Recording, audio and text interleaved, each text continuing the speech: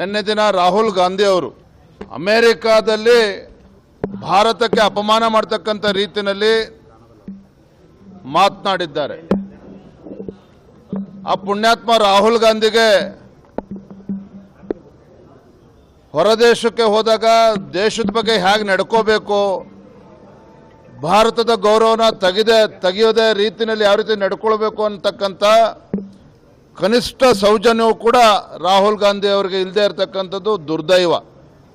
ಅಲ್ಲಿ ನಿಂತ್ಕೊಂಡು ಇಲ್ಲಿಯ ಚುನಾವಣೆ ಪ್ರಕ್ರಿಯೆ ಬಗ್ಗೆ ಮಾತನಾಡ್ತಕ್ಕಂಥದ್ದು, ಸಂವಿಧಾನಾತ್ಮಕ ಸಂಸ್ಥೆಗಳಾಗಿರ್ತಕ್ಕಂಥ ಚುನಾವಣಾ ಆಯೋಗದ ಬಗ್ಗೆ ಟೀಕೆ ಮಾಡುವಂಥದ್ದು. ಇಲ್ಲೇ ಮೊನ್ನೆ ಪಾರ್ಲಿಮೆಂಟು ಮುಕ್ತಾಯ ಆಗಿದೆ, ಸದನದಲ್ಲಿ ಅವರಿಗೆ ಮಾತನಾಡೋಕ್ಕೆ ಅವಕಾಶ ಇದೆ. ಅವ್ರಿಗೇನಾದ್ರು ಹಿನ್ನಡೆ ಆಗಿದೆ ಮಹಾರಾಷ್ಟ್ರದಲ್ಲಿ ಅಂತ ಹೇಳಿದ್ರೆ ಪಾರ್ಲಿಮೆಂಟಲ್ಲೇ ಮಾತನಾಡ್ಬೋದು, ನಮ್ಮ ದೇಶದಲ್ಲೇ ಮಾತನಾಡ್ಬೋದು.